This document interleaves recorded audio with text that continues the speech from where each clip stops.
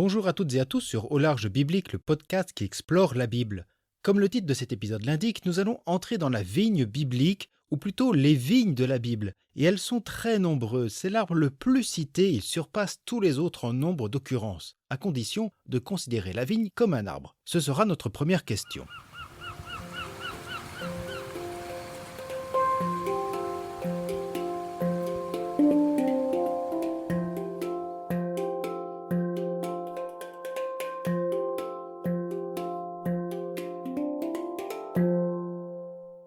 Je ne suis pas botaniste ni pépiniériste, mes connaissances en ces domaines sont plutôt limitées. Mais avant de commencer cet épisode, je me suis posé la question de savoir s'il fallait considérer la vigne comme un arbre. Elle n'a pas l'apparence d'un arbre classique avec un tronc vigoureux et des branches qui montent vers le ciel. Renseignement pris, la vigne est considérée souvent sous le terme de plante grimpante, où certains spécialistes la comparent même à une liane qui, à l'état sauvage, cède des branches des arbres pour se déployer. Si certains parmi vous peuvent éclairer cette question, je serai ravi de les entendre. Laissez-moi un commentaire audio ou écrit sur le blog aularge.eu. Je ne sais donc pas si scientifiquement on peut la qualifier d'arbre, mais bibliquement, la vigne, si elle n'est pas citée seule, est toujours associée aux arbres comme l'olivier, le figuier ou d'autres. Nous l'avons entendu dans la fable de Yotam lors de l'épisode 2 de cette série. Pour les rédacteurs bibliques, elle est considérée comme un arbre et bien plus, c'est l'arbre le plus cité comme je le disais. Pour vous donner un ordre d'idée, on approche les 200 mentions pour la vigne, là où le figuier dépassait de peu les 40 citations. La vigne est donc la plante et l'arbre biblique par excellence. Ces évocations sont nombreuses et il va être difficile de faire un choix. Je n'évoquerai pas la vigne de Naboth racontée à l'épisode 139, ni la vigne de Noé car ce dernier est prévu pour une future série, mais je suis quand même obligé de l'évoquer.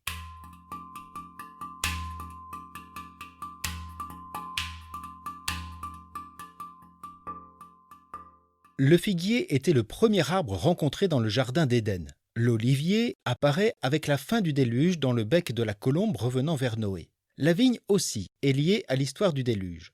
Lorsque les eaux ont baissé, Noé et sa famille peuvent enfin sortir et au chapitre 9 de la Genèse, on entend « Noé, homme de la terre, fut le premier à planter la vigne, il en but le vin et s'enivra. » L'ivresse de Noé est une autre histoire, une histoire de vin. Ce qui m'intéresse, c'est cette vigne qui apparaît soudainement et que Noé plante.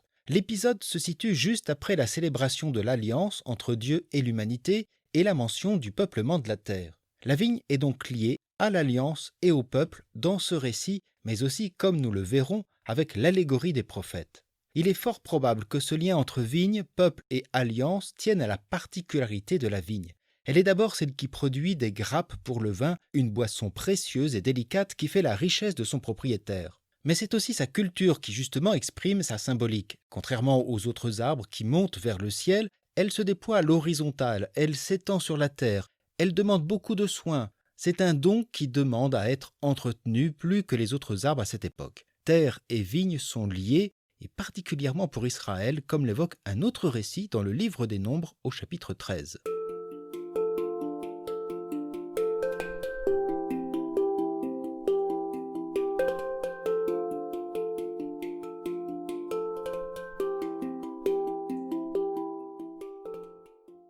Moïse envoya 12 hommes en Canaan pour l'explorer. Comment est ce pays? Sa terre est-elle grasse ou maigre? Y pousse-t-il ou non des arbres? Rassemblez vos forces, dit-il, et prenez les fruits du pays.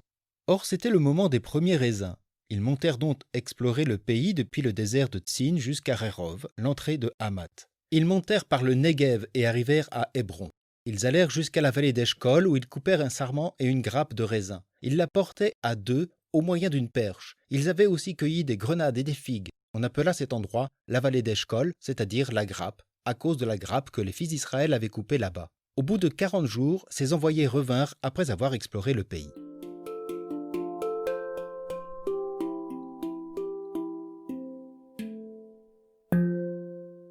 Une grappe portée sur une perche soutenue par deux hommes, bien évidemment, nous sommes dans l'emphase, l'exagération, l'hyperbole, mais le rédacteur veut faire comprendre combien ce pays promis est un pays merveilleux et béni, bien qu'habité par des habitants plus nombreux et plus forts.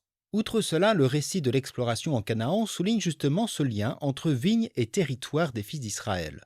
La vigne, représentée ici par la grappe, devient emblématique de la terre fructueuse. Ce lien entre vigne et Israël est très présent dans les plus anciens textes de la Bible, notamment dans la littérature prophétique. Israël est la vigne du Seigneur qui pousse sur sa terre et produit de bons fruits, enfin, tant que la vigne reste dans l'alliance. Les prophètes profitent de cette image de la vigne pour dénoncer justement l'arrogance, voire l'infidélité des fils d'Israël vis-à-vis du Seigneur. Déjà au 8e siècle avant Jésus-Christ, le prophète Osée déclarait au chapitre 10 « Israël, vigne florissante, produisait du fruit à l'avenant. Plus ses fruits se multipliaient, plus il multipliait les autels. Plus sa terre était belle, plus il embellissait les stèles. Leur cœur est faux, maintenant ils vont payer. Lui-même le Seigneur va briser leur autel et détruire leurs stèles. » Quelques années plus tard, le prophète Isaïe reprend la même image avec ce qu'on appelle le chant de la vigne au chapitre 5.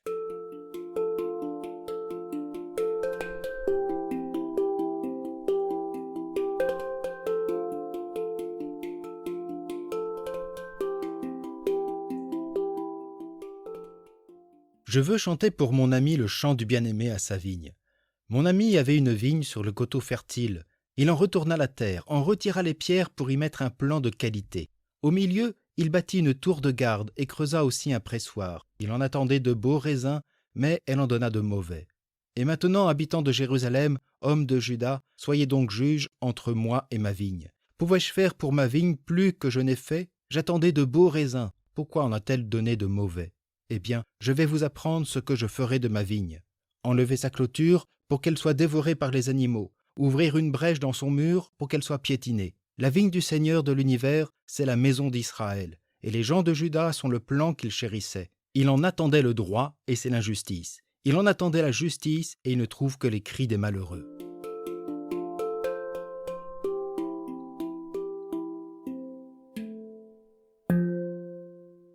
On pourrait encore citer le prophète Jérémie qui dénonce au chapitre 2 « Moi, dit le Seigneur, je t'avais planté vignoble de choix tout entier en cépage franc. Comment as-tu dégénéré en vigne inconnue aux fruits infects ?» De même, le prophète Ézéchiel rappelle aux exilés au chapitre 19 « Ta mère ressemblait à une vigne plantée au bord de l'eau. Elle était féconde et touffue à cause des eaux abondantes. Elle eut des rameaux vigoureux qui devinrent des sceptres de souverains. Sa taille s'éleva au milieu des branches. Elle en imposait par sa hauteur, par l'abondance de ses rameaux. Mais elle fut arrachée avec rage, jetée à terre, et le vent d'Orient a desséché ses fruits qui sont tombés. Ses rameaux vigoureux ont séché, le feu les a dévorés. » On peut comprendre l'intérêt pour les prophètes de comparer les fils d'Israël à une vigne.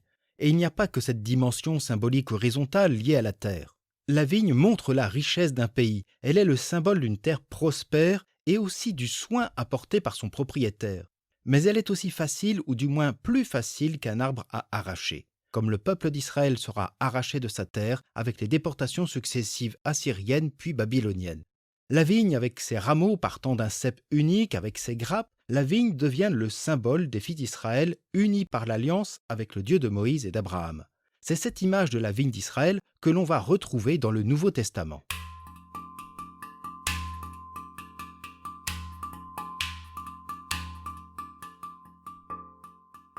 Dans les évangiles, Jésus utilise lui aussi l'image de la vigne dans ses paraboles.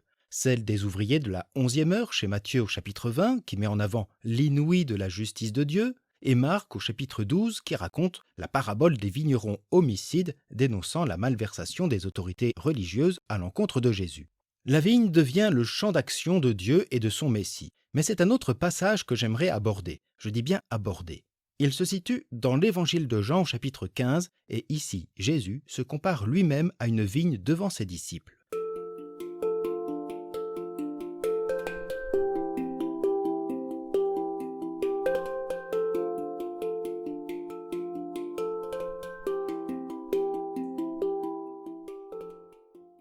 Moi, dit Jésus, je suis la vraie vigne, et mon Père est le vigneron. Tout sarment qui est en moi, mais qui ne porte pas de fruits, mon Père l'enlève. Tout sarment qui porte de fruits, il l'émonde en le taillant, pour qu'il en porte davantage. Mais vous déjà, vous voici émondés grâce à la parole que je vous ai dite. Demeurez en moi comme moi en vous. De même que le sarment ne peut pas porter de fruits par lui-même s'il ne demeure pas sur la vigne, de même vous non plus si vous ne demeurez pas en moi. Moi je suis la vigne, et vous les sarments. Celui qui demeure en moi et en qui je demeure, celui-là porte beaucoup de fruits, car en dehors de moi vous ne pouvez rien faire. Si quelqu'un ne demeure pas en moi, il est comme le sarment jeté dehors, il se dessèche. Les sarments secs, on les ramasse, on les jette au feu et ils brûlent. Si vous demeurez en moi et que mes paroles demeurent en vous, demandez ce que vous voulez et cela se réalisera pour vous.